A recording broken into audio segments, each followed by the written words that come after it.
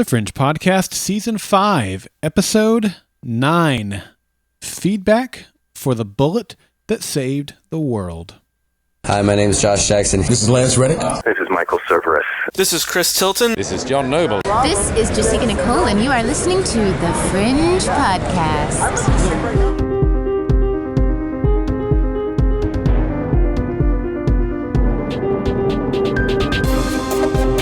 Support for the Fringe Podcast is provided by listeners like you and by this week's sponsor, Global Cash Card.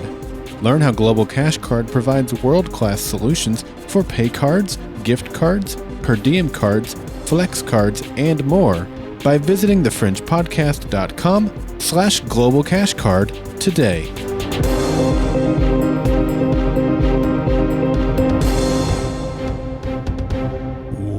Welcome back to the Fringe Podcast, a podcast dedicated to the Fox Television show, The OC. The OC. California, California, here we come. Were you a Phantom Planet fan back in the day? Phantom Planet? Yes. I'm not sure what that is. It's the band Is that like Gattaca? that sang that song. I've never heard of them before. Jason Schwartzman is their drummer. Nope. The guy that's in all those Wes Anderson movies. Sorry, man. You were killing me, Daryl. Sorry. Killing me. I know a decent amount about music, but that's one that has eluded me for some reason. Yes. Okay. All right. So how you doing, man? I'm doing good. Very, very good to hear. A lot better than I was last episode. Well, good. You got all your Etta bashing I got out? all my... Oh, I'd never bashed Etta. I like Etta. I was mad that they killed Etta. Okay. But I got all that out of my system. I have a feeling you haven't gotten out of your system. Hopefully nothing in this episode will remind me of that, and we can just get through it. You're going to be like you're going to make you mad at some point. You're going to start buzzing like a wasp. Okay. Let's do it. All right. You ready for some Bunsen burners? Let's do it. All right. Melchizedek gave it 10 Pinkos attacking. I won't tell you how I read his name. Well, I mistyped it. Yes. Sorry about that, but I pronounced it correctly. Mel Cheese. Never mind.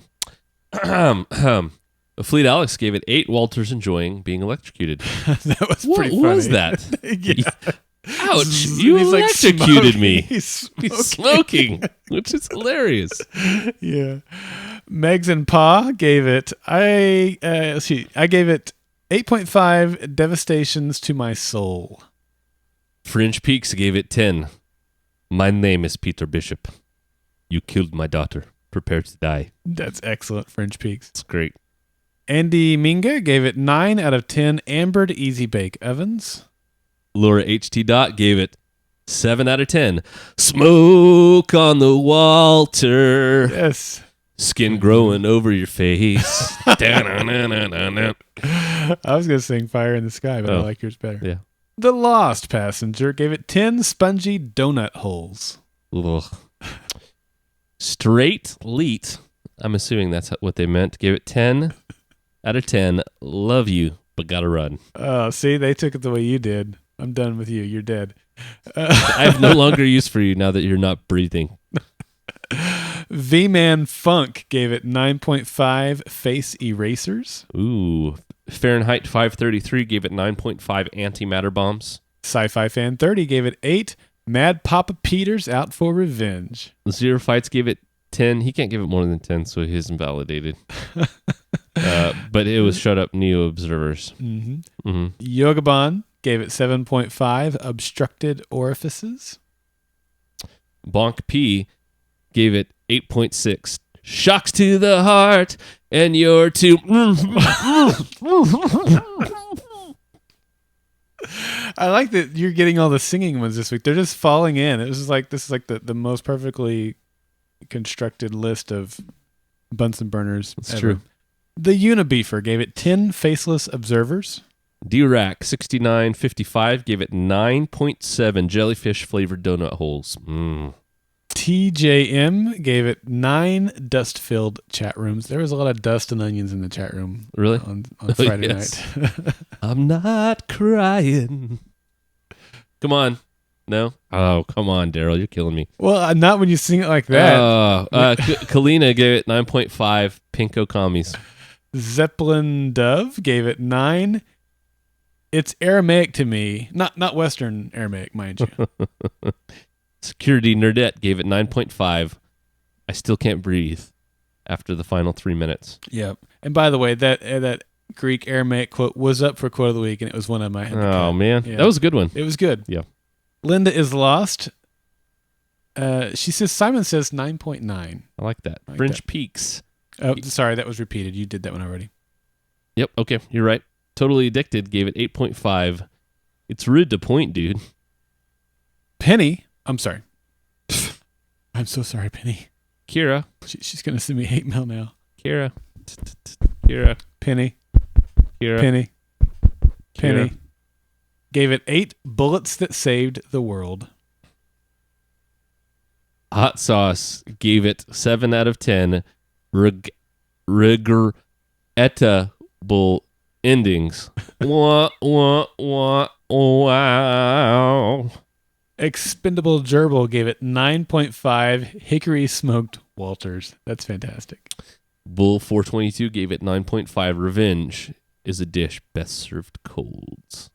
Boston Red Vines gave it 8.15 Smoke Monsters that are on 666 Park Avenue now. I don't get it.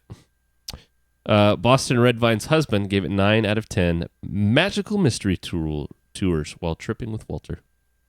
Bad Wobot gave it 9 Walter Secret Stashes. The Deathly Hallows gave it 9.0. The bullet that saved the world couldn't save Etta. Ouch. That would have been interesting if it had bounced off of her bullet. Ba-ding! Yeah. Didn't happen though. No.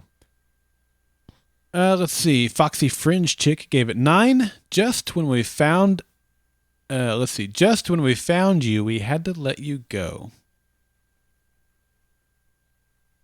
Alabama Fringe gave it 9.85 puffs of old school fringe from your observer, or for your observer, Heine. Booyah! Momentum Deferred gave it 9.5. Simon says it's time to create some fringe events of our own. Corgi Bear gave it 8. Still processing what I just saw. Jenny from Ohio gave it 8. Welcome back, Broyles. Welcome back.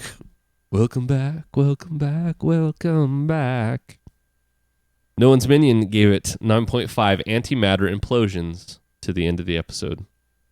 Nathaniel gave it 7 emotional bundles of watermelon surprise. And why? Wait, they did. Why? Some idiot gave it 10. The episode was awesome until it made my girlfriend cry. Now I'm left with a week to wait and a crying girlfriend. Thanks a lot. That's really good. Little Fringy gave it 8 very sad endings. Joe Spiv gave it 9 antimatter bombs. They don't exactly do what antimatter bombs would do. That's true. Tony gave it 9.875. Being a parent is hard. That's true, especially when you abandon your child. I've abandoned my child. I've abandoned my boy. I've abandoned my child. No, Daryl. A dingo ate my baby. No, Daryl, come on. I've thrown out like 6 movie references and you haven't gotten a single one. Is that right? And you're surprised by this?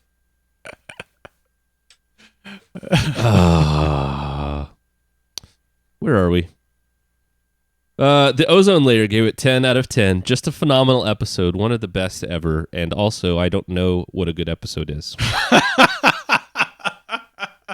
That's just wrong. Oh, that may have been a little ad lib there. Highway 61 gave it 9.7. Bishop Vengeance is coming. Bishop Vengeance is coming. Olive Juice gave it 10. I can't stop crying. Chaltelnai? Sorry. Chantal, New York. Yeah, that's what you think it means. Yes. I think it was Chantelnai. Gave it 9.9. We will never get our happy ending. Little Hill with the L's as ones, except for the first, which is capitalized, gave it 8.0. All I want to do is pew, pew, pew, pew, and a boom, boom. Just make some noise. Yeah. Ducky is Lost gave it 9.5. So that's what the instructions for making a flux capacitor would look like. True that. Better with Baking gave it 9.4. Hell hath no fury like a bishop scorned. We'll find out. Lisa 2 gave it 9 observers about to learn about the power of love. Dun, dun, dun, dun, dun, dun, dun, Speaking of which, I saw a really cool Marty McFly / DeLorean. With the baby? Yes. Halloween costume? Wasn't that awesome? I didn't see it. Oh. Green Peter gave it 10. Did it all for loves. There's so many songs I could go there. I'm paralyzed by choice. Okay. So I'll move on to the next one. Tangier 14 gave it 9 silver, gold, daddy-daughter necklaces. Ardith gave it 10 out of 10 years and years of tears. Brian Ullum gave it 9.5. Loyalists' lips are sealed. Our lips are sealed. I like that. Maureen Paolini gave it 10. Rip out hearts and stomp all over them. Brentwood Eric gave it 10 out of 10. Sad pinkos. Standard Galt instead of Alt Galt. Apparently. Standard Galt gave it 8. Peter's pilfering petrol products for love. Dave H. Calgary gave it 8. Better to love and have lost. That's not true. The other Dean gave it 9.5. Let's start our own campaign to say that she's really not dead, or at least they will live happily ever after. Romantic Sheep gave it 9.5 solid minutes of sobbing. Janice LG gave it 10 out of 10. She did it for loves. Nerdy Baker gave it 9. Manifest Destiny graffitis under the bridge. Top Omni Sarge gave it 9. Because I will kill Widmark 9 times if Peter does not. Lost to Fringe gave it 9 bullets that saved the world. Dean gave it freaky faces. 9 freaky faces, sorry. My Name is Earl gave it 9.5 mosquitoes of mass destruction. I like that. Denef gave it, and finally. Oh. Denef gave it 9.5 speechless Bunsons. I just can't believe what I saw. Yeah, it was pretty shocking. I'm with you there, Denef, for sure. All right, Clint. That's all the Bunsen burners we have for this episode. But some great feedback. As I mentioned in the last podcast, a very diverse range of comments and takes on this episode. Some people loved it. Some people hated it. Some people felt shorted. Some people felt fulfilled. It's going to be a lot of fun going through all this. So let's play that music. Get into it.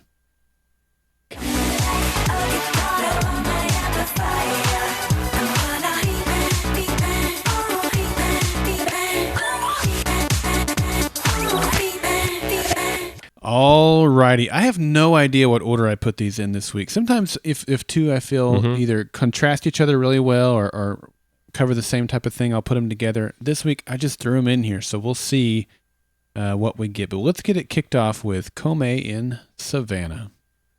Hey guys, this is Comac Pola from Savannah, Georgia, calling about Fringe, recent episode, The Bullet to Save the World. Wow, what an awesome episode that was. Definitely a great, one of my favorite Fringe episodes. I give it a 10 out of 10. Absolutely speechless and can't describe how much I liked that episode last night. I was giddy the entire way through. Unfortunately, we saw the death of a character that was quickly becoming one of my favorite characters. Oh man, when she got shot by, forget his name, but I had to pause the show for a little bit and just sit back and collect myself because I was devastated. But I kind of saw it coming that one of the characters would die in that episode. I thought it was going to be Broyles when he met up with Olivia and the rest of the gang.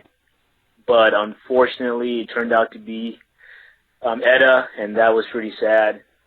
Still shocked. I hope they find some way to bring her back. I don't know if they will or not. But it's got me asking the question of what was so special about Peter and Olivia having a kid then. I don't know. Hopefully we'll find out, but I don't think we will. I think that she was there just for dramatic reasons. Anyway, take care, and hope we get more great episodes for the rest of the season. Take care. Bye-bye. I had much the same take that he did, in that I loved this episode because it was fast-paced all the way through. Mm-hmm. We got good action. We got battle scenes between the Resistance and the Observers. Yep. We got the return of Broyles. And then we got the death of Etta. And don't get me wrong, I want her to be alive. I wish that she would not have been killed off. But it was still a very powerful scene. So I think I could mirror almost exactly his sentiment about the episode. What aside from the Etta scene, and you didn't like how it went, how did you feel about the pacing and the action and the development of the, we found another piece of the puzzle and that sort of stuff? I liked all that. Did you? But it was those things stacked up to a really good episode for me, and they were all wiped off of the slate. Because your House of Cards was destroyed. Well, because this character that we've emotionally invested in, yes, they played a dirty trick on us. I feel like, right? Yes. Normally it takes time to get the audience to emotionally invest in a character. Mm-hmm. They were able to bring that emotional investment up very, very quickly, right? Yeah, they were. I can't think of another character in any TV show that has been with us 4 episodes. I'm glad you put it in those terms, because it really is significant what they were able to accomplish with the Etta character. Right.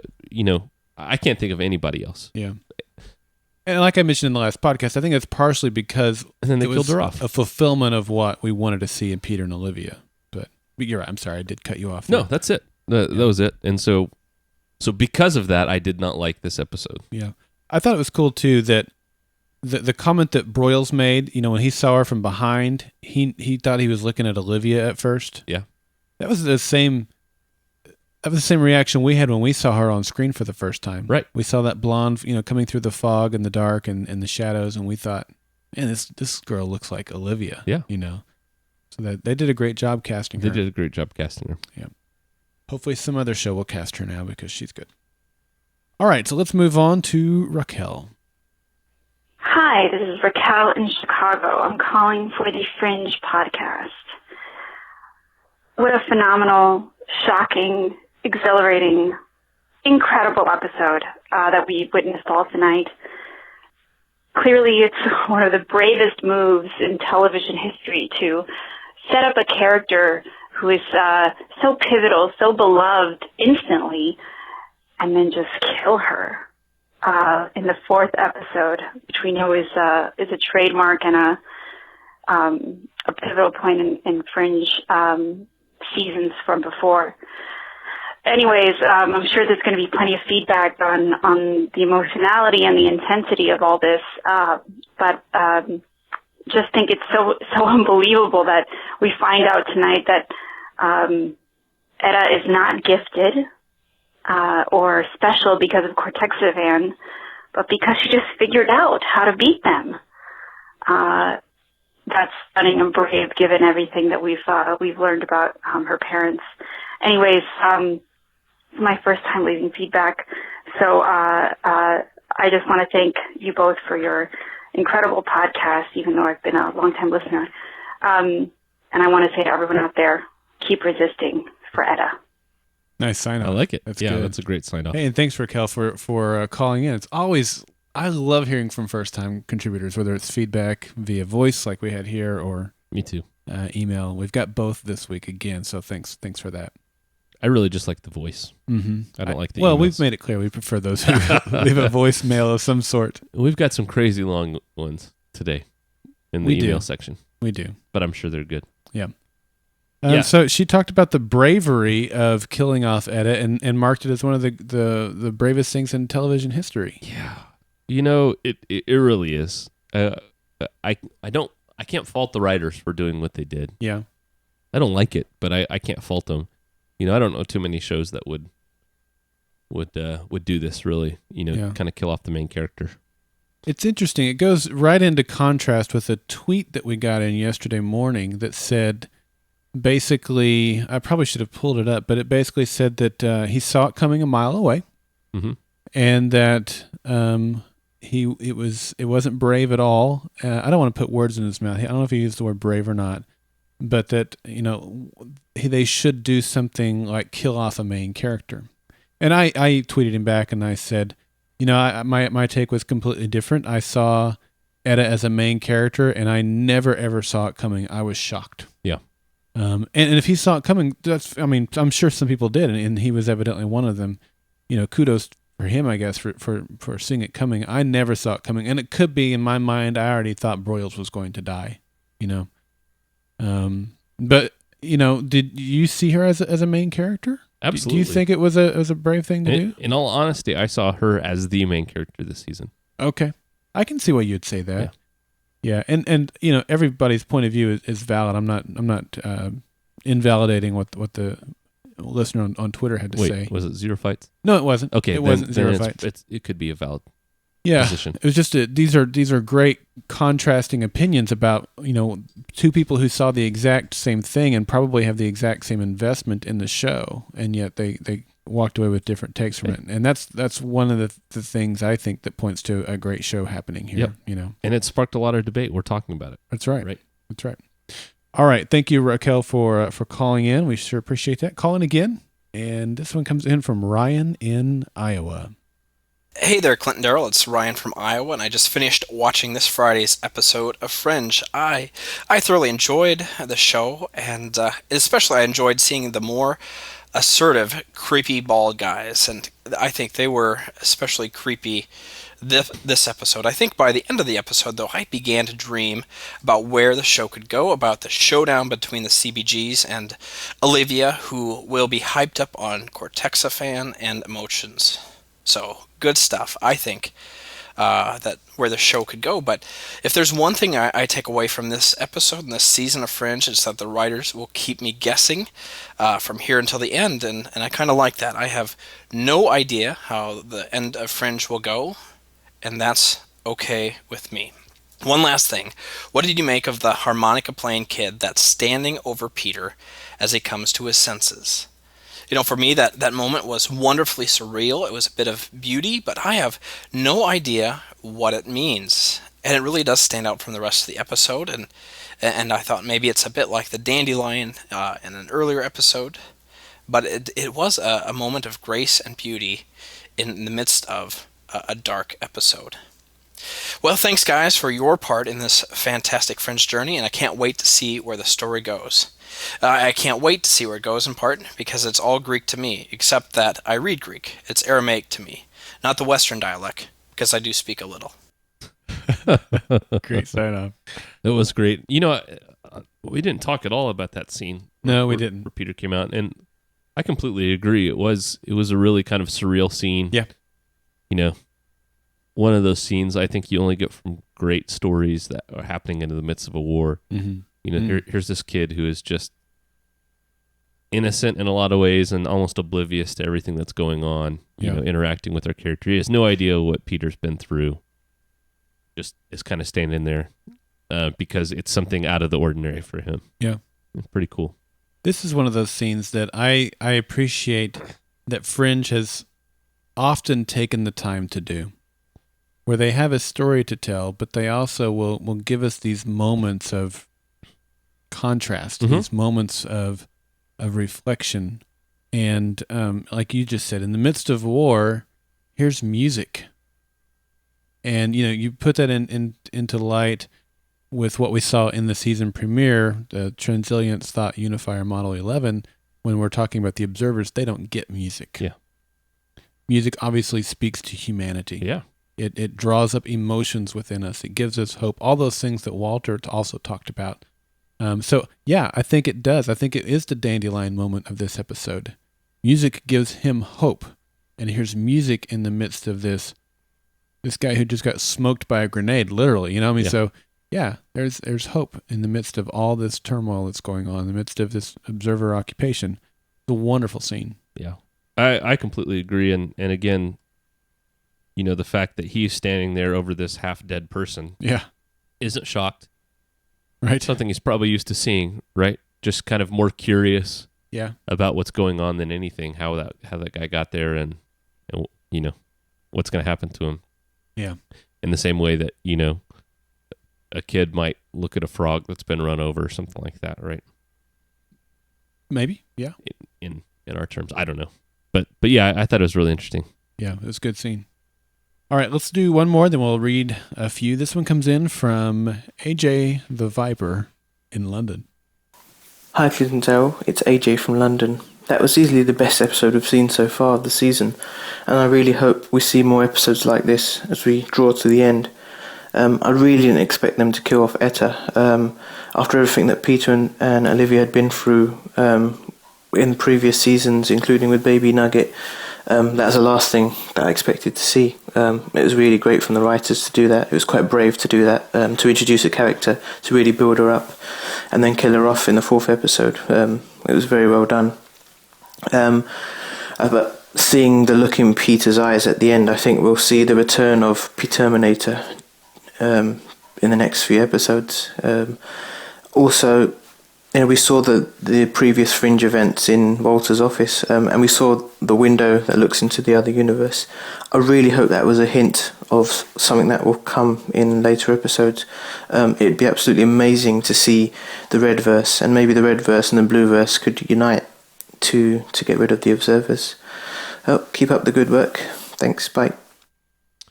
P-Terminator. We've got a new phrase. I love it. Coined. That's yes. great. P-Terminator. So Redverse I teaming like up. that What idea. do you think? That would be awesome. Yeah. I think that would be really awesome. I don't think it's going to happen. I absolutely don't, but I think it would be awesome. I know the fans would like to get some sort of answer to what's going on in the Redverse. I mean, they're obviously in 2036 now too. So Lincoln and Olivia may have, you know, a house full of bishops by now. Well, I guess the house would be empty of bishops by now. I said bishops. Sorry, idiot. Lees, I guess, yes. right? Sorry. You knew what I meant. It just. It's like, man, Peter's been busy. Sneaking over and... Yeah. No, you know what I meant, though. But even then, I guess they'd be grown out of the house like Etta would be. But it'd be good to get some answers to what's going on. That's possible, what I'm trying to say. It's possible that they are dealing with their own observer occupation. Yeah. Who knows, right? Who knows? I would like to find that out, but... Yeah. You don't think so? I'm not holding my breath. I think it would be cool, but I'm not holding my breath. What about the P-Terminator? Is that what we're going to see out of him? Is he going to be vengeful and just out for blood now? He'll be back. I think so. Yeah. I do. He's going to tell Bill Paxton, give me Game your clothes. over, man. Give me your clothes now. Game over. Sorry, I'm mixing movies. All right. It was Bill Paxton that was in the original Terminator, right? Who was the punk? I thought it was Bill Paxton. Yes. Yeah, he was in there. Okay. Yep. Yeah, because that was our link. Our link. Yeah, no, well, right. that was our question. Was what 3 movies had Bill Paxton and Arnold Schwarzenegger been in together? Yes. It was Terminator 1. Aliens. Arnold Schwarzenegger wasn't in that. It was James Cameron then. I don't know. No, it was. We're chasing a rabbit. Look. True Lies. Yes. Had Bill Paxton and Arnold. Yes. Terminator 1 Yes. and Aliens. Arnold was in Aliens? No, he wasn't in Aliens. You're right. There was a James Cameron movie. You're right. Yeah, maybe okay, that's I'm what- sorry. Sorry. Moving on. Yeah. Anyway, let's read a few here. What am I talking about? I'm losing my mind. I'll read this first one. It's pretty long. This comes in from New Dana, who admitted that it was long and apologized for it, but it was good, and it was some good viewpoints, and so I'm going to read it. So this comes in from Dana. I couldn't be in the chat room on Friday. My rating is 6 out of 10. I hate to say it, but the show just isn't what it used to be. It's so distant. Everything that made Fringe great is just gone. The episodes are getting worse as they go. This comes in stark contrast to what we just heard. All 4 of the first feedbacks were rave reviews of the episode. So this is what I love about our audience. First issue, Etta's death. Killing off Etta was not brave of the showrunners, as so many people are saying. It was contrived and ridiculous. It was done to pull at our emotions to shock us. Etta was high up in the resistance. Windmark would not have shot her. He would have questioned her or used her as leverage. The observers are trying so hard to get info on the resistance and the team and fugitives, questioning that loyalist, and yet they kill one of the top resistance fighters? They did it just for shock value. It did not further the story. I understand that maybe she had to die, but they should have at least had it be with a meaning and a good reason, for example, protecting Walter or something. And it was just too soon to kill her. They didn't explain enough of the backstory or give Etta any explanations, so she didn't even know how important her mom was. There was so much story contrived just so Etta could be killed. The tracker so conveniently on the car, Walter hiding in that room, both of them hanging out in that room till they heard a gunshot. Wouldn't Olivia... here we go. Wouldn't have Olivia left to go find Etta after she saw that Walter was safe? They failed to protect her, and in reality, I don't think they would have. You'll never make it by car. You should go on foot. Really? Was that because of the tracker? Why didn't Broyles let them take his car? I saw a few people saying that they found solace because Etta died for the greater good. She didn't.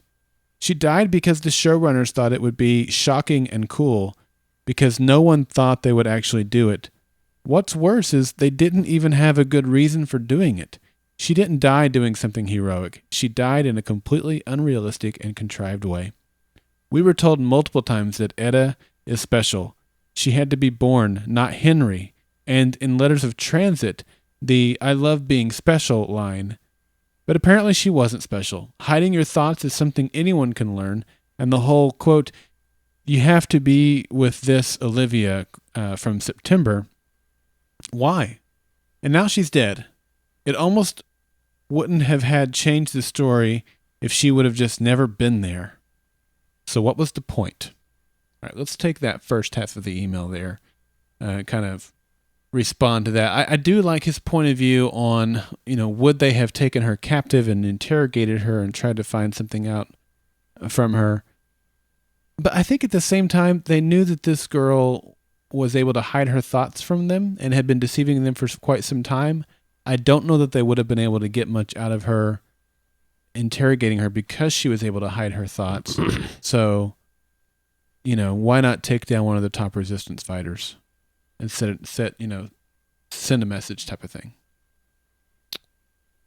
Yeah, I guess so. I feel like Etta was used. I guess getting to her question or his. I'm sorry. Who did this email come in from? Honestly, I don't know. We have a Dana that's a guy and a Dana that's a girl. And okay. I'm not sure which one I'm this sorry. is. I apologize. Please forgive me, Dana. The point was, I think, that Etta anchored us physically and emotionally in this world. Right. That if the Fringe team had just shown up, it would have been like our Fringe team showing up in the Redverse, right? We had no anchor. They were the enemy. They stayed the enemy until about 3/4 of the way through the season, which is 15 episodes-ish, right? Okay. We don't have 15 episodes to really get comfortable with this location, so they accelerated it by putting Etta in there. So I can see why Etta had a purpose. But I would have to agree with the way that she died. And unless they're going to bring her back, it doesn't really seem right to me. Yeah. So. Okay. All right.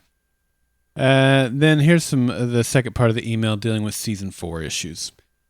It never ceases to amaze me how the showrunners have just assumed that we would think that the ramifications of Season 4 have no impact now. It continues to ruin so many moments. That smile from Peter to Walter after Peter gave Etta the necklace. I get that they were trying to give us some sweet moments between the two of them, but there's no history there. Peter did not grow up with Walter. He never made him well-shaped pancakes. He never had those years with him, or the years when he was an adult, after he got him out of the mental institution. Walter doesn't remember any of it, so Walter trying to comfort Peter after Etta's death just didn't have the emotional weight that was needed or would have been there if not for Season 4. Walter doesn't even believe Peter is his son. He just decided to go along with it since he had a quote-unquote version of him back. And then there was the callback to the previous seasons with Walter's saved Fringe cases. They think they were giving the fans something great, a wonderful nostalgia moment, but it failed because Walter and Astrid have completely different memories than Peter and Olivia.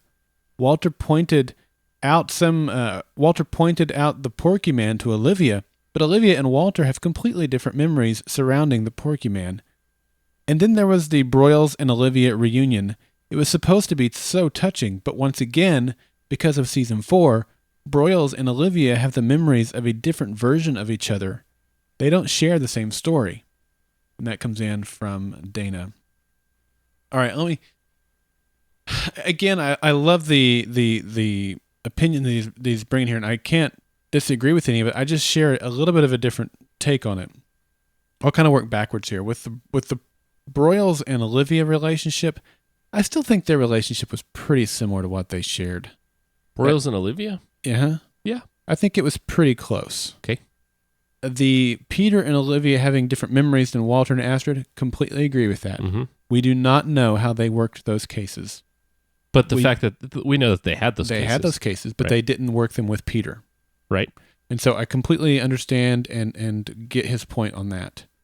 Now, as far as Walter being able to comfort Peter and give him that smile or that look that he gave him, I think that we might be discounting the relationship building that would have taken place even in those, better, almost 4 years between Olivia getting pregnant and then losing Etta. Etta was, 3 years old when they lost her. Right. You remember that Walter described a scene to her when he took her to the pier. We saw that a couple of episodes ago. Right.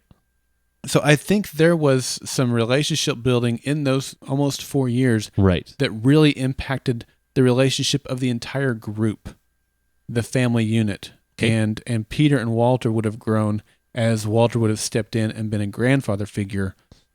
Peter and Walter's relationship, I think, would have also benefited and grown closer through that. I agree. And so I think that look still carries a lot of weight. The full weight of had it been without season 4 and with Peter being erased? No, of course not. You're not getting all those years of Peter as a boy back. Right.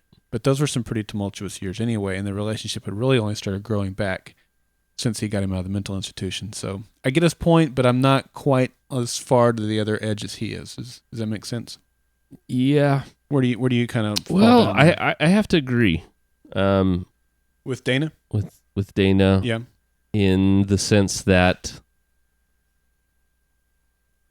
and you and I have talked about the problems with season 4 before, so I don't want to rehash all that.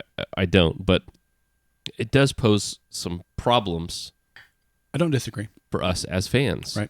The fact that, I can still have these emotional connections and not even think about it because I've been a fan of the show. Of course. Right. And so it was still touching for me.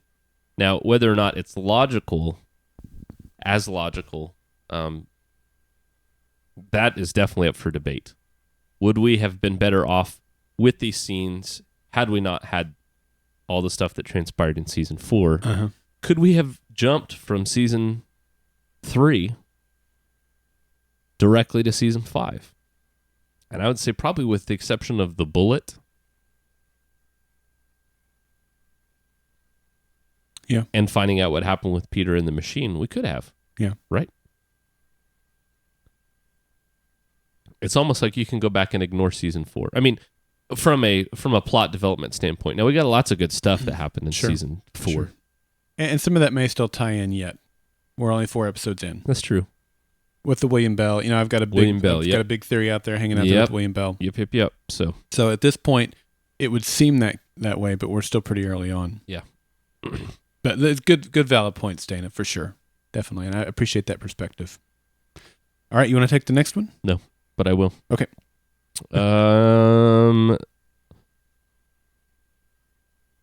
Holy cow.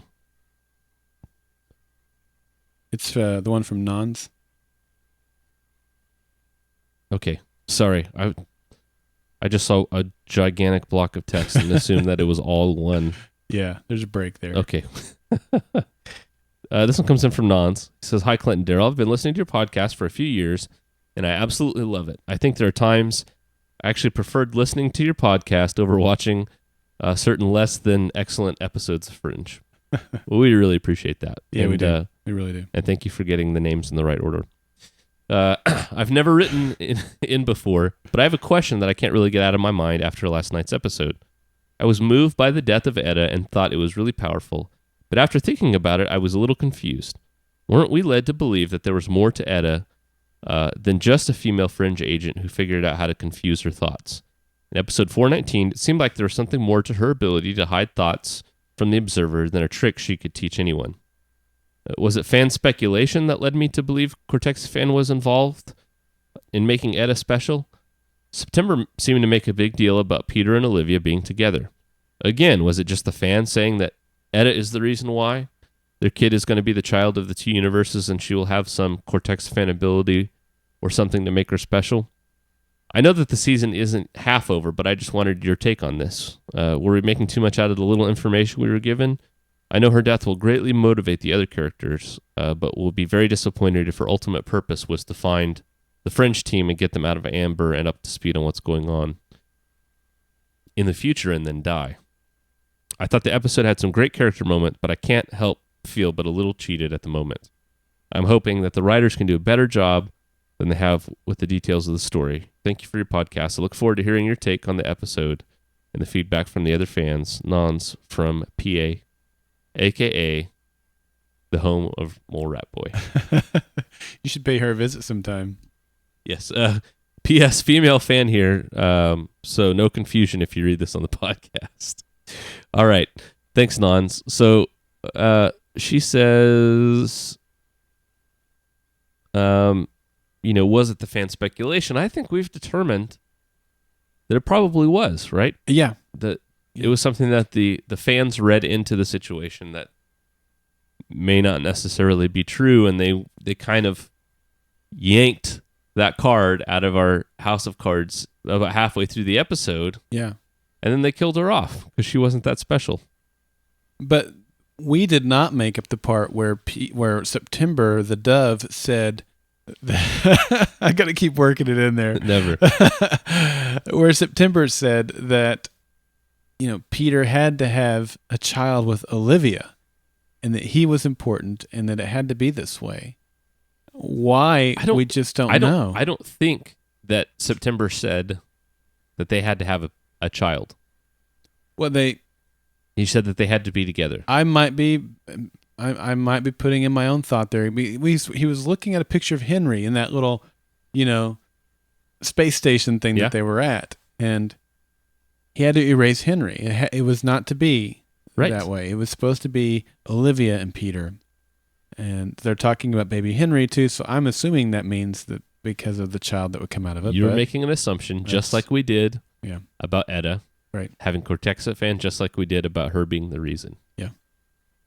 And I don't think it's safe to make those assumptions. And by the way, I don't either now. keep calling September the Dove. It's just going to make it that much sweeter when you're wrong. Keep working it in. All right.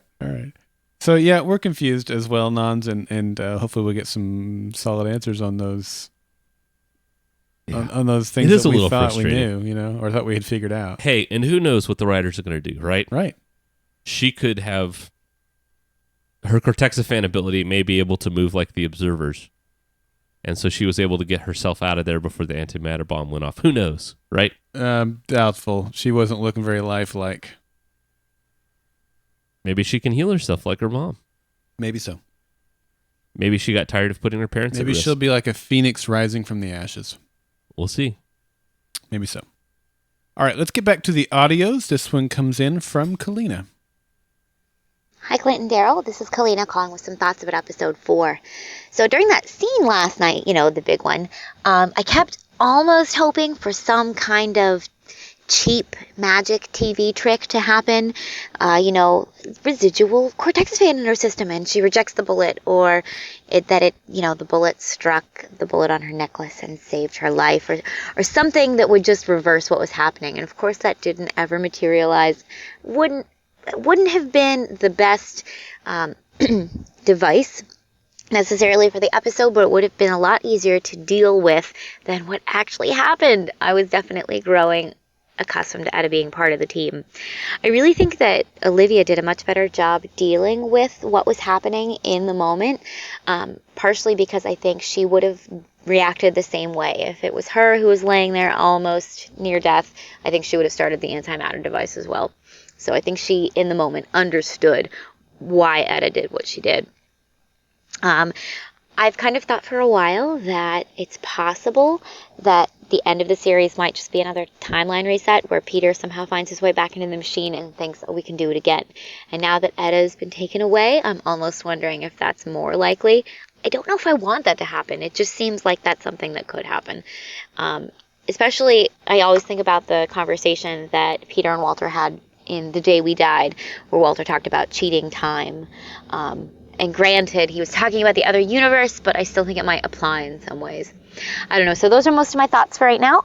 Thanks so much for doing the podcast and always giving me something to listen to on my drive. Bye.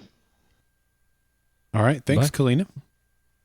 So, it's ironic that she comes in talking about that stuff we were just talking about there, leading into that call. I mean, there's definitely a number of things that they could have done. They chose not to do any of those. It would have been cool, I think, to see, some healing go on because of the cortexiphan that's in her system. That that would have been in her system, maybe had that in order to cause that sort of thing to happen. We didn't get any of that. She's feeling a reset is in the future. We kind of talked briefly about this in the last podcast. If you had to say yes or no right now on how you think it will end, will there be another reset of a timeline that will bring things into a happy moment at the end of the series? Where are you leaning right now? I've said from the very beginning that I think the most satisfying ending for me would be that that the situation that happened with September at the very beginning that started everything somehow caused the observers into existence, right? Okay. That the Fringe science ultimately led to the observers, right? And that Peter or Walter go back and allow Peter to die, or allow Walter and Peter to die, resetting the timeline, allowing the rest of the world to survive, and allowing Olivia to grow up with Lincoln and get married and have Etta or whatever else. That would be the most satisfying ending for me as a fan. So no Peter, no Walter, no Polivia. Is that right? Yeah, if you're Peter Olivia shipper, no Polivia. Right. Yeah, I don't. That the one of them would sacrifice themselves for the benefit of the world and the future generations. Yeah, there would definitely be some satisfaction in that concept. I don't know that the fans would go for the idea of Peter and Olivia not being together. I think it's on a road of reset as well. I don't know yet how satisfied I'll be with that, only because that's a tool they've pulled out of the box a few times already, and they can't keep resetting a show as their answer to everything, right? Gets a little old after a while. Yes, they can. Well, they can. I'll be a little disappointed, I think. I'm not saying that they couldn't do it in a way that I would find refreshing and satisfying. Well, let's hold on. How many times have they reset things? Well, they did it when Peter obviously stepped into the machine, created the bridge. Right. But they also did it in a sense when they reset it in two ways when that happened. They reset the future destruction of the blue verse and the red verse, right? What we saw in the future. So they reset that. They also reset Peter's existence from reality and changed the whole dynamic of the Fringe team, which we just discussed with Dana's email. So that also had a byproduct of resetting that whole future as well. Same event. I know, but it reset two different courses of storyline that they had built up. I would say that there was only one real reset, right? It was the same event. You're right. Well, and the future that Peter saw never really happened, right? He was in the machine, quote, went to the future that never happened. Where did the machine get built at? In the future that Peter and Walter were really at, where Olivia really got shot and killed by Walter in it. It's a paradox, right? But it did happen. Could be that this wild goose chase that they're going on right now builds a machine. Could be. Right? So yes. maybe that's how the machine got built. It could be. Just saying. All right. That's the great thing. We have no idea. All the things we thought we knew got destroyed in this episode. Yeah, that's true. Yeah. All right. Let's see. Let's get over here to Tim in Long Island. Hey guys, this is Tim from Long Island calling up, leaving some feedback about the bullet that saved the world.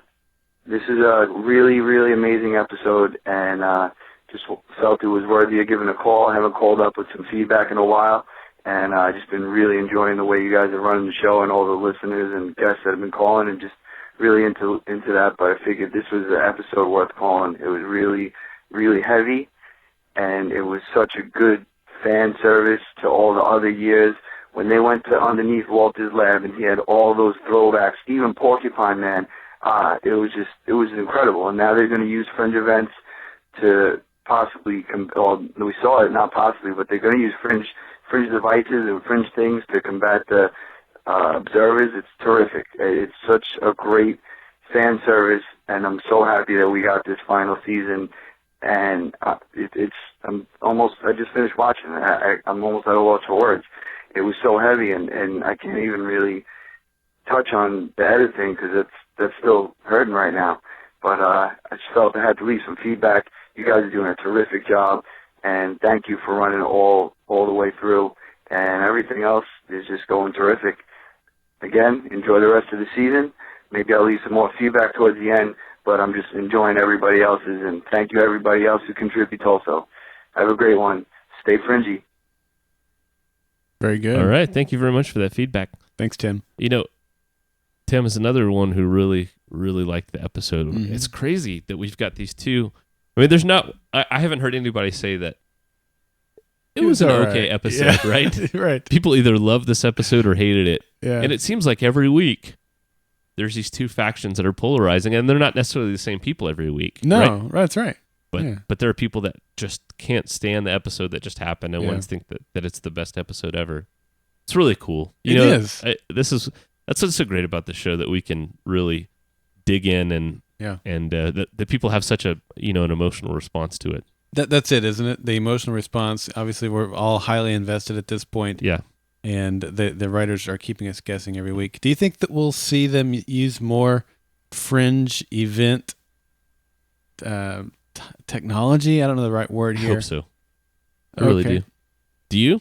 I think it's very likely. I made the prediction in our episode 501 that we would see some of that tie back in. So I guess we've seen one. So I guess my prediction was right there. But I think it's very likely. Okay, so how about this? How about all of these Fringe events were done as training or to provide weapons or whatever you want to call it for this specific moment in time? Yeah. I mean, somebody would have had to have known this was going to happen in order to prepare them for this moment. And I think the most likely candidate would be William Bell. But then that would mean he's on the side of the Fringe team and not the side of the observers. My prediction was the opposite. That he was on the side of the observers. Well, and the observers. If that was the plan all along, the ends justify the means. We've had that conversation about William Bell. But the total mental break that he had at the end of season 4, I think takes him out of the running for that being a possibility, unfortunately, right? I don't know that it takes him out of it. Why would he try and reset history of man while at the same time he prepared all these cases to help the humans fight the observers? Okay. So what are you saying he's out of the running for? Maybe I misunderstood you. I think he's out of the running for that being a possibility, for him being the one that kind of orchestrated these Fringe events. Okay. For the purpose of fighting the observers. For the purpose of fighting the observers, yeah. No, and it could be that this just, hey, we learned all this stuff, let's use it, against our enemy, that type of thing. Yep. Which I would lean towards. I don't think these were set up as a means of training, but it's an interesting thought anyway. Yeah. And it's a possibility. It is. Yeah. Perhaps the Dove September did it. I think it's possible that they had these set up, as a means to fighting the future, and it's going to turn out that one or more of these Fringe events actually caused the observers into existence. Paradox again, huh? Paradox again. Okay. Paradox. Let's read one. You want to read one? I'll take one. Okay. This one comes in from Little Fringy. He said, "Hello, my favorite podcasters. My initial reaction to this week's episode of Fringe was something like, what did just happen? They killed off Etta. However, I don't believe that we've seen Alaska. Alaska? Alaska. I don't believe we've seen Alaska. Yuck, yuck, yuck. I don't believe that we've seen the last of her. Why, you ask? Number one, Little Fringy gives us nice bullet points here. I like bullet points. Number one, I don't want it to be. This is the last we've seen of Etta. I will be very disappointed. Number two, I don't think Wyman would have brought such a character in just to kill her off. Number three, time travel. And we've seen that used a lot. A lot. We talked about resets, but when we talk about time travel, we've seen that used at least 2 other times.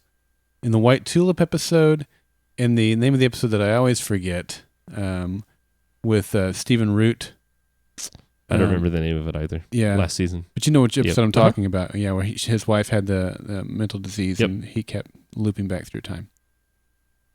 In the bubble, right? And which we know the observers have that same technology, right? Right. So it's possible.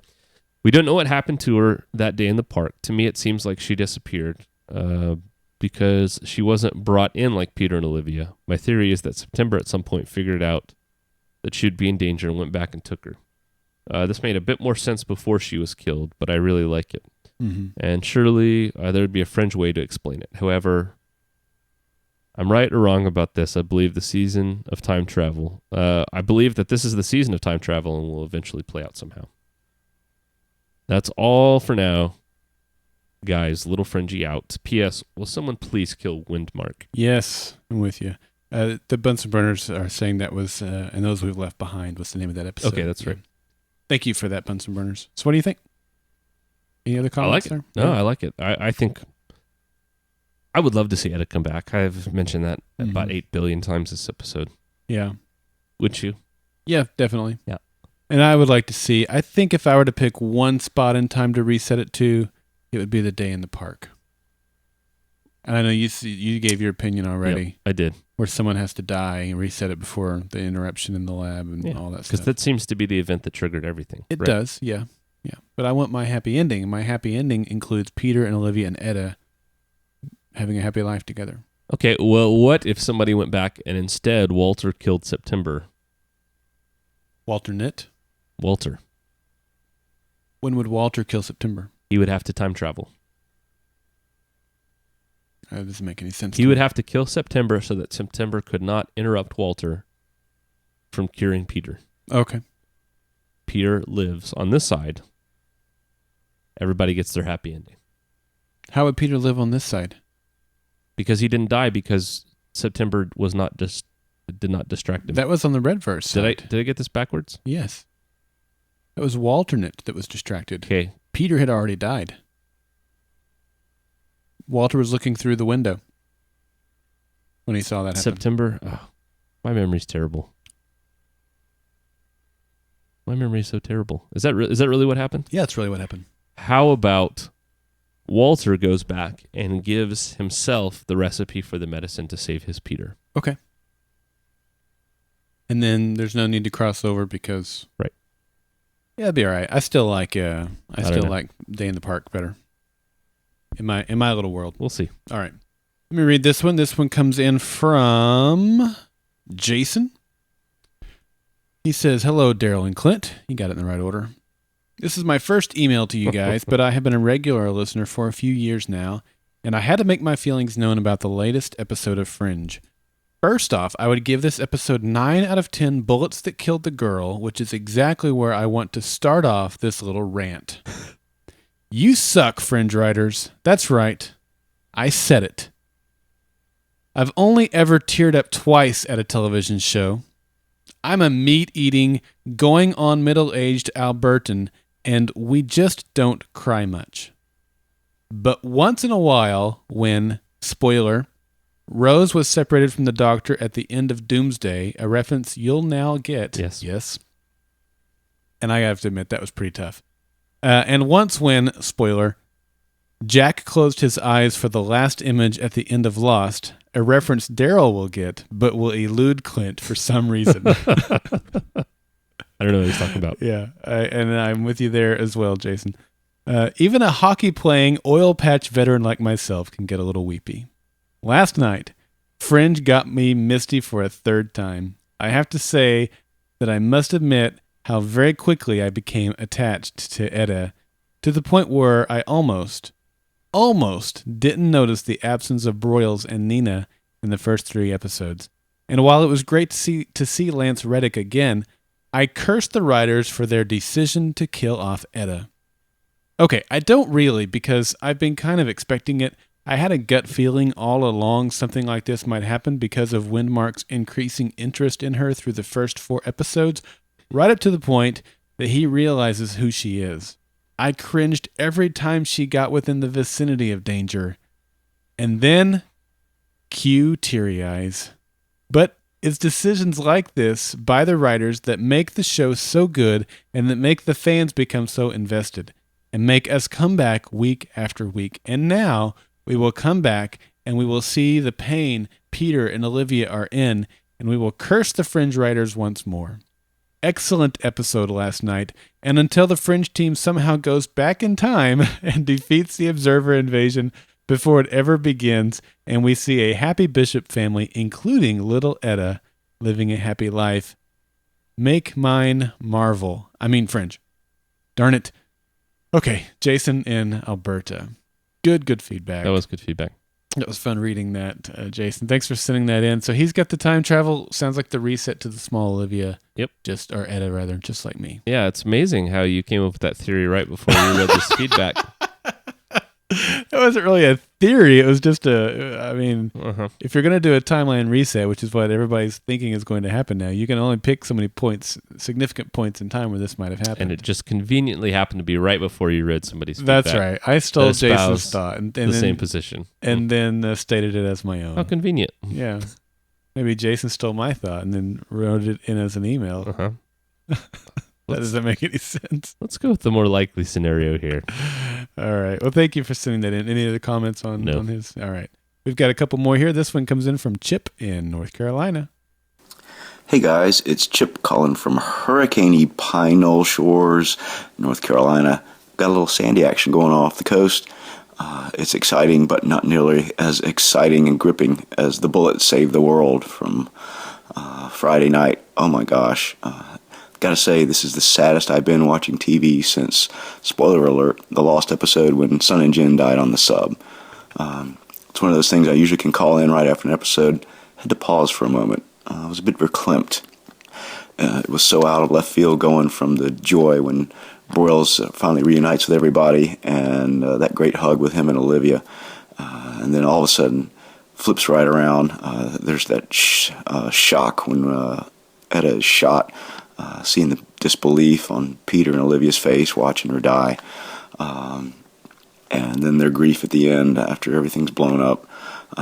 Golly, I've had my doubts about where things were going this season in terms of the happy quotient. Don't think it can get a whole lot darker. I suppose it could. So, that said, it may be an unbelievably bleak and dystopian future, but I still want my happy ending, damn it.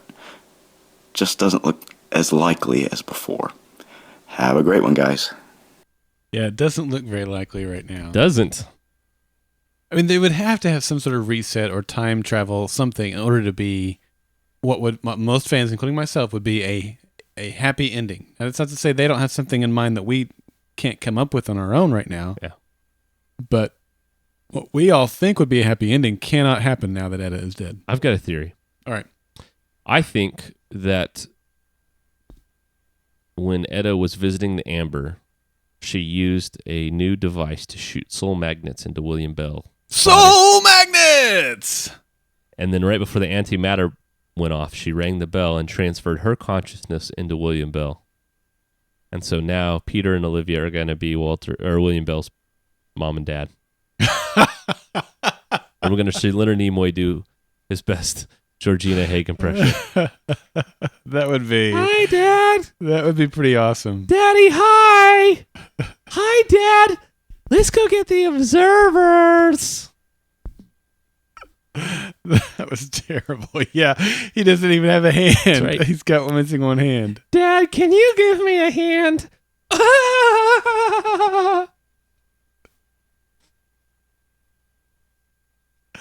I can't even talk I've about got Daryl in tears.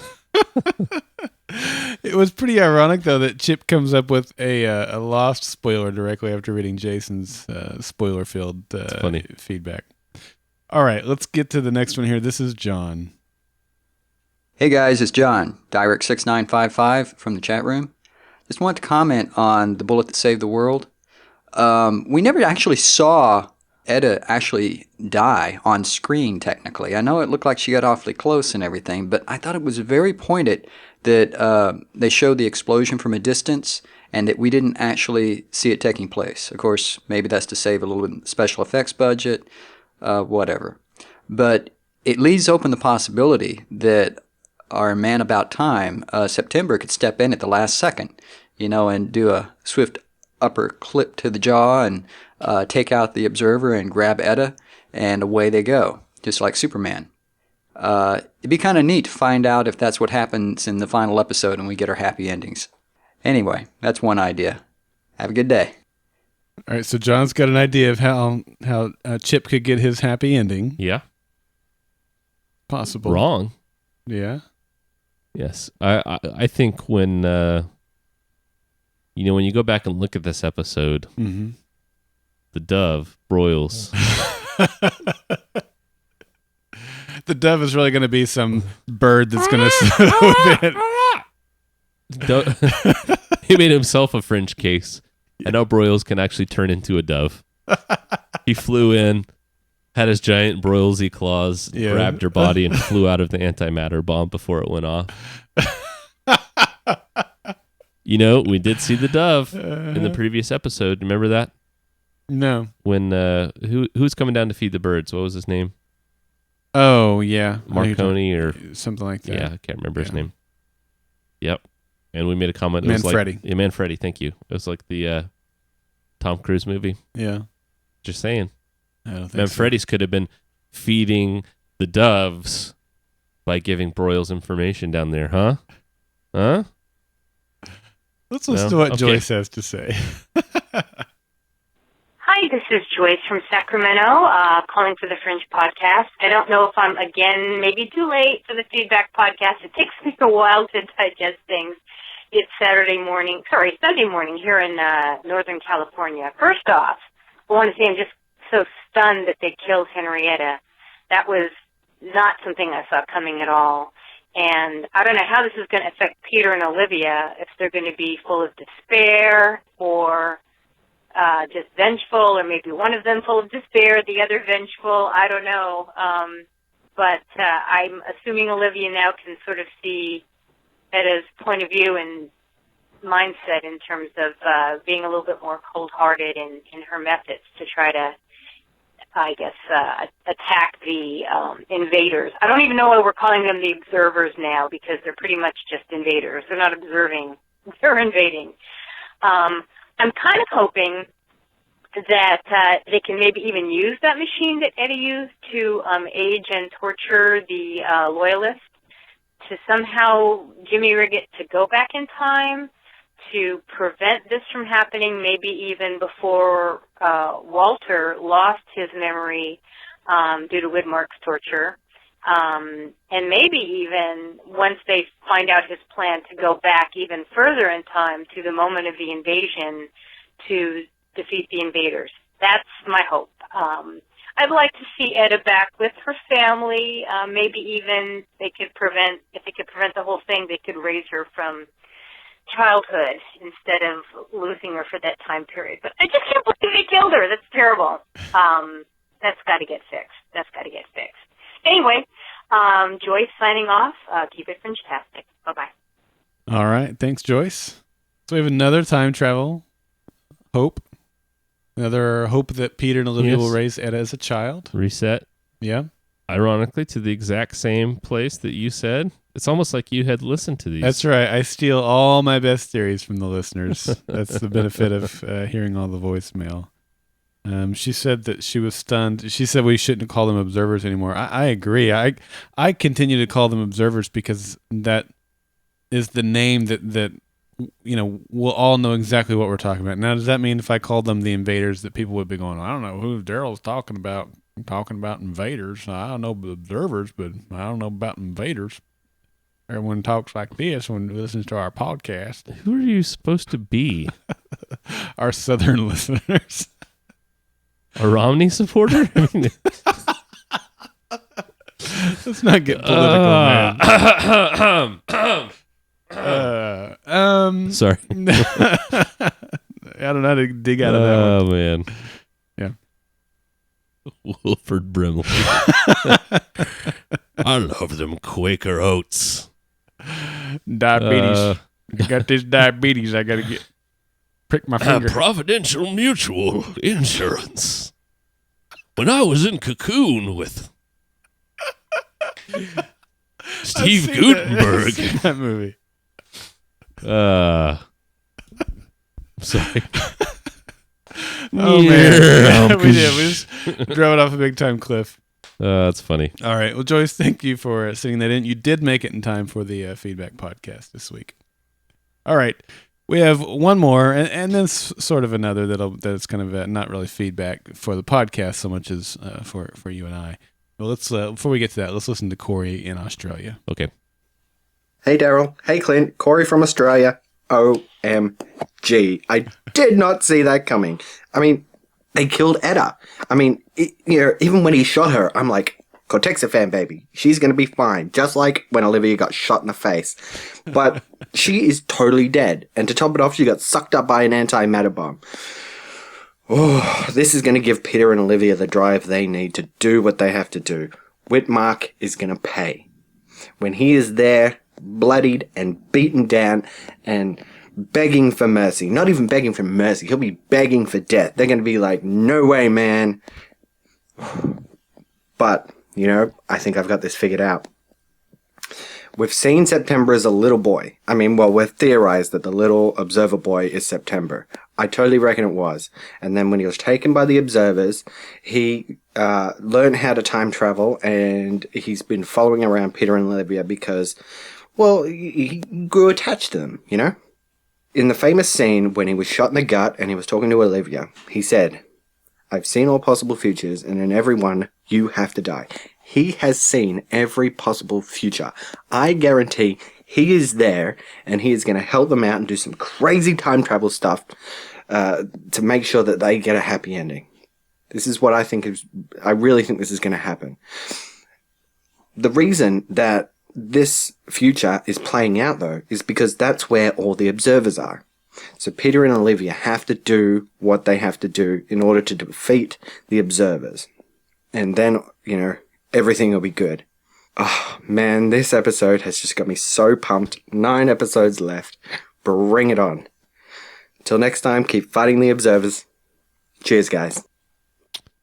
All right. I just had this vision of Peter. I'm sure you haven't seen this movie, and it's probably better that you haven't. Yeah. Because it's a very vulgar movie. Okay. MacGruber. MacGruber! No, Yes. I haven't seen that. Yes. I've seen the skits on Saturday Night Live. I've seen the Saturday Night Live The movie is really vulgar. Yeah. But at the end of the movie, he kills the bad guy and then does some things. To the guy's dead body? Yes. Oh, my goodness. Sounds terrible. The whole time he's talking about Windmark? Yeah. Yeah. That's just what I pictured. Oh, my goodness. It was kind of funny. Yeah. Anyways, before this episode, I would have said, yeah, fan theory.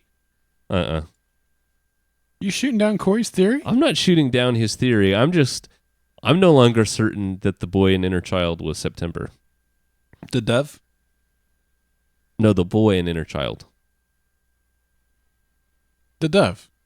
No, the boy in Inner Child. Are you going to make me say it again? No. The boy in Inner Child was September because that's been a popular theory among fans for a long time, It right? has, of course. I think they're going through the season and just slaying all our sacred cows, right? Well, that may be true. Making delicious Fringe burgers. Yeah. Mole Rat Boy is going to turn it to be the answer all That's along. right. He's like, this was the one that you guys said was terrible. And yet, it's the most important. This is where the observers came from. That's right. And soul magnets.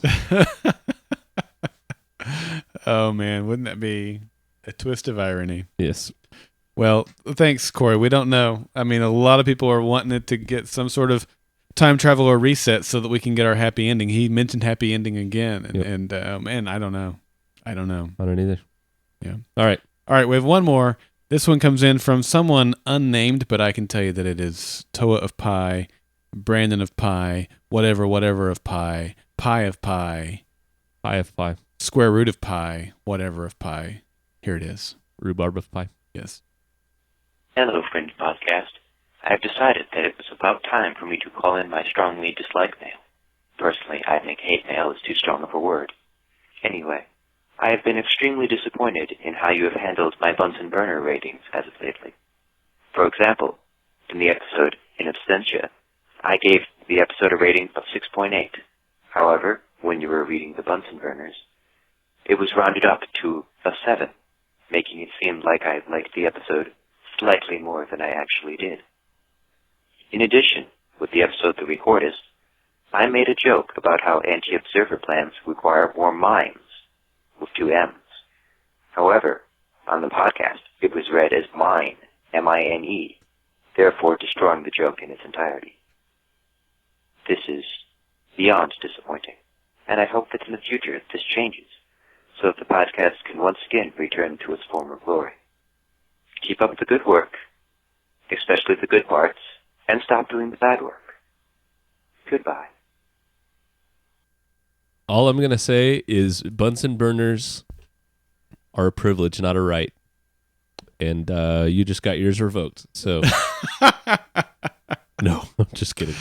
I did look back and we read what was in the notes. Now the notes are transcribed by my wife, so it's your wife's fault, really. I'm going to throw her under the bus. No, Sorry. I'm just kidding. I couldn't go back and look and see what was typed in the chat room. I don't keep an archive of those, but I like your answer. Bunsen burners are a privilege, not a right. That's right. I mean, that's privilege. That's right. Sorry about that. We try to be accurate with them. We make mistakes sometimes. It's unfortunate yours got messed up 2 weeks in a row, but I can't think of a nicer guy that it could have happened to. Yeah. And my wife might have thought mimes was a typo. I don't know that she saw that episode of Fringe. What? I know. So she might have thought it was a typo and corrected it. I don't know, but thank you for sending that in. It was quite entertaining to listen to, Brandon. All right, Clint, that is all the feedback we have for this week. Thanks to everybody who sent it in. We had some like I mentioned before, it was such a diverse range of opinions. Best episode ever, worst thing that they've ever done. I'm driving off of a cliff now. I'm so distraught, to everything in between. It was such a good range of emotions expressed in this week's feedback, and thank you for all who sent that in. You can email us and attach an audio file or typey something out, and you can do that over at feedback@thefringepodcast.com. You can also call us on the Fringe phone at 304-837-2278. You can visit our website at thefringepodcast.com. Look for the send voicemail tool right there, hugging the right-hand side of the page. And you can also join us on Facebook at facebook.com/Golden Spiral Media, and Twitter at GSM Podcasts. And Twitter is where we do our Twinge poll every week.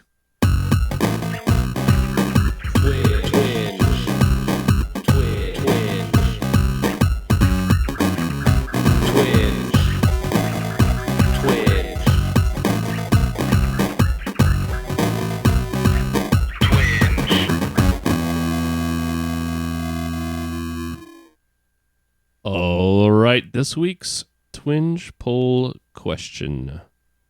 I have to see where I asked it. I don't even know. It's about 2:00 yesterday, wasn't it? 2:00. I don't. Actually, Daryl, I have no concept of time. Oh, that's right, Observer Man. All right, this week's Twinge poll question was something that we've talked a little bit about this episode and last episode, just a few. Mm-hmm. A few times. How will the writers bring the recently deceased character back? It was how will they bring it? It wasn't Yes. will they. It was how will they. That's right. So you're pretty confident they're going to. I was yesterday. I was more in a state of denial yesterday. I've gone through the 5 stages of grief. Yes. Okay. Today I'm transitioning out of anger and into acceptance. But yeah. And let me reiterate, we did get one person that I saw said, hey, that was kind of spoilery. The question was as vague as it could have been. You know, if you follow us on Twitter, I'm assuming you listen to the podcast, and we send out the poll every Saturday. So if you haven't seen the episode yet, we recommend you stay off Twitter until you have, because not only is there the potential for us just to spoil you, but lots of other people out there talking about the episode. So I mean, in my Zeit stream, before I had even finished watching the episode, I had articles talking about somebody dying and. Mm-hmm. So that's just good practice to stay off of Twitter. But I thought you'd made the question as vague as you could. I did as best as I could. Yeah. So, Dana French says they won't. They're not going to bring her back. Twiggy Star says the writers will do a reset to take us back before the observers took over, thus avoiding anyone's death. Man, this sounds awfully familiar. Jimmy Olsen's Blue says, I think the observer teleported her out at the last second. Mm. She is too valuable to use against the resistance. I like that theory. Okay. Zort70 says, unless it is the only solution to stop the observer invasion, I hope they do not bring the character back. Okay. It's a little bit different there. Yep. Bad Wobot 1013 says, nice way not to spoil. I don't think they will now, but maybe in a flashback. Mish Lee W says, maybe reset the timeline to that day in the park. The day in the park. Seems to be very popular. Mm-hmm. Sort70 adds another one saying, however, I do believe it will happen, and I have a feeling it will involve the machine we saw in Season 3, which is kind of a new twist. Okay. Fringe Division 9 says, we got a lot of feedback on this, by the way. Mm-hmm. By undoing the observers and resetting the timeline. Okay. Lufrigno says, don't think so, since it looks like the writers will parallel Walter and Peter even more. Martini Station says, I don't know, but I hope it is not as a reanimated ballerina. That's great. That's great, isn't it? That's great. Jin RN 1970 says, I think the consensus of everyone is that there'll be a reset in time, but when is the question? Mm-hmm. I'm worried that we reset to no observers, so Peter's healed in the Elfverse and have to rely on the fate Polivia will find each other. Okay. All right. Which leaves Lincoln out in the dark. Yes. Expendable Gerbil says, 2 words, Rilo Wraith. We are talking about Jon Snow, right?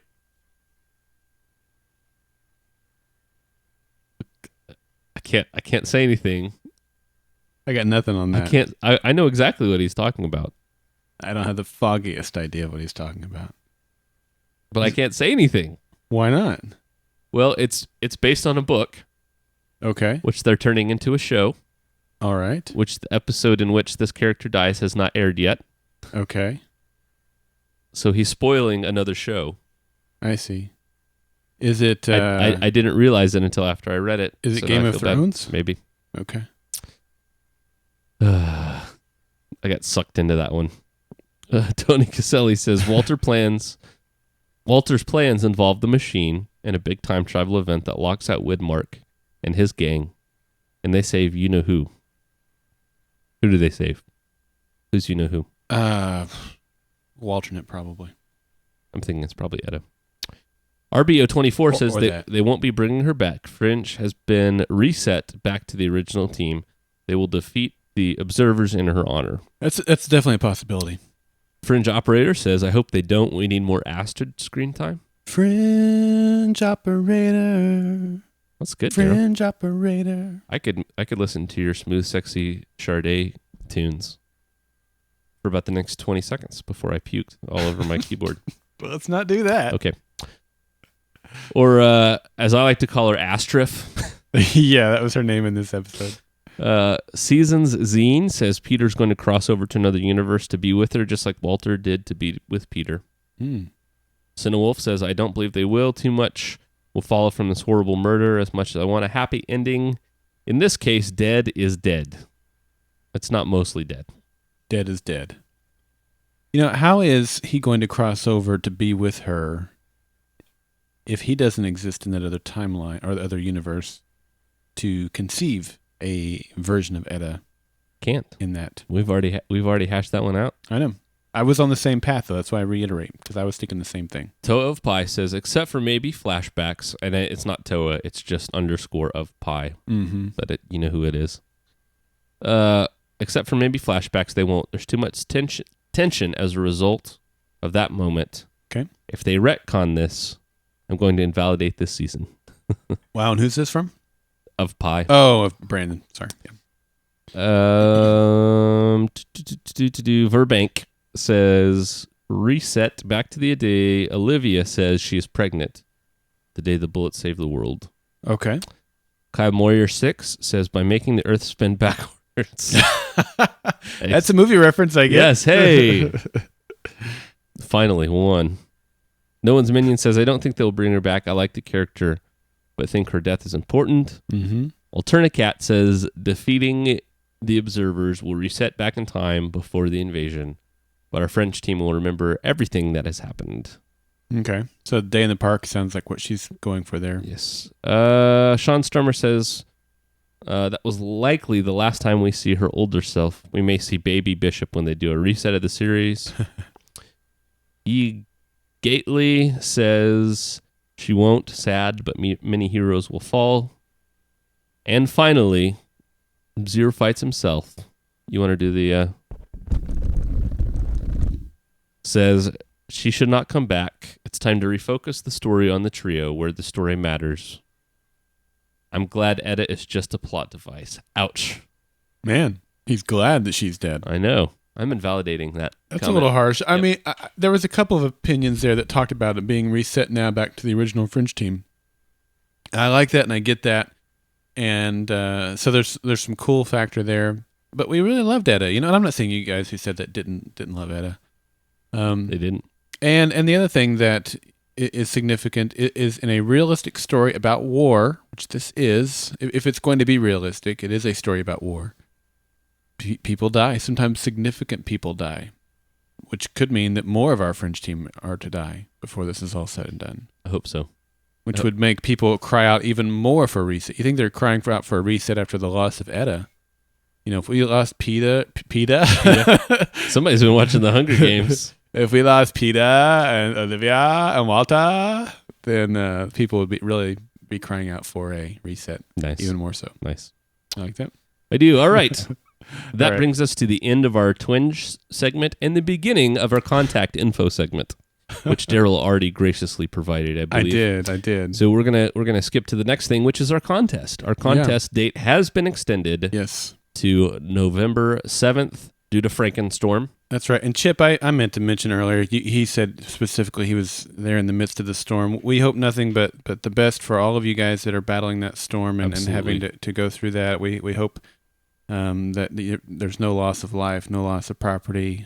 We just hope that you guys make it through safely and look forward to hearing from you guys. That's absolutely right. Again. Yeah. And more importantly, no loss of electricity or TV coverage for Fringe this week. That's right. Or our podcast. Download them now before the power goes out. That's right. You'll have your battery life. That's on your right. In iPhone fact, and all download that them stuff. multiple times. And you can download all of our back episodes at thefringepodcast.com or on iTunes. Any place you want. Zune is closed down, so it no longer counts. We're everywhere, though. Xbox Music. Mm-hmm. Did you hear that? They've rebranded to Xbox Music. I did know that. Did you go out and buy Windows 8? No. No? No. Are you a Mac guy now? Have you fully transitioned? I have a few computers around the house that are Windows, but I won't be going to Windows 8. Okay. I don't foresee that happening. I'll be sticking to Windows 7. Okay. Yeah. Very interesting. All right. Well, thank you so much for tuning into our podcast. Tell them a little bit about our support page. Well, you can go over to goldenspiralmedia.com /support or thefringepodcast.com /support. It'll redirect you over there. In there, it just simply has all the ways that you can support us here at the podcast, whether making a donation or shopping at the Cafe Press Store or shopping through any of our affiliate partners. We mentioned Netflix and Hulu and HostGator and Amazon and all those different places. And if you're feeling especially generous, there's a place below that where there's a list of equipment that we would like to have to upgrade our operation to the next level. And so if you're feeling generous enough to do that, those are all laid out there on our support page. So go check it out at goldensparrowmedia.com/support. And thanks to everybody who does one of those things, either make a donation or shop at the Cafe Press Store, buy through Amazon, through our link, any of that stuff. We genuinely appreciate it and try to put it to the best use we can here at Golden Spiral Media. That's absolutely right. Just wanted to remind everyone to get out and vote if they like our podcast. Mm-hmm. In the podcast awards, go over to podcastawards.com and vote for us in the categories that we were nominated in. That's right. You can vote every single day for 15 days. We were nominated in. Mm-hmm. Yep. All right. Yep. Also, we will get to talk to people before this, but if you are in the US of A, particularly like we had a caller from Iowa, where their votes actually matter, get out and vote in the presidential election. Definitely. I will be voting, even though we are in a very Republican state here, and my vote probably wouldn't make a difference in the election. Either way. Yes. I'm going to vote anyway. That's right, and I'm going to cancel out Daryl's vote. So... All right, guys. Thanks for listening to this episode of the Fringe Podcast. Looking forward to having more discussions with you guys next week after we see an origin story. But until then, stay Fringe-tastic. And keep it nerdy. The Fringe Podcast and Golden Spiral Media are not associated with Bad Robot Productions, Warner Brothers, or Fox. Golden Spiral Media's use of any and all copyrighted material is only for parody, news analysis, critique, or educational purposes as provided within United States Code Title 17, aka Fair Use. For advertising opportunities, our live show, and other Golden Spiral Media podcast productions, visit goldenspiralmedia.com. Copyright 2012, Golden Spiral Media.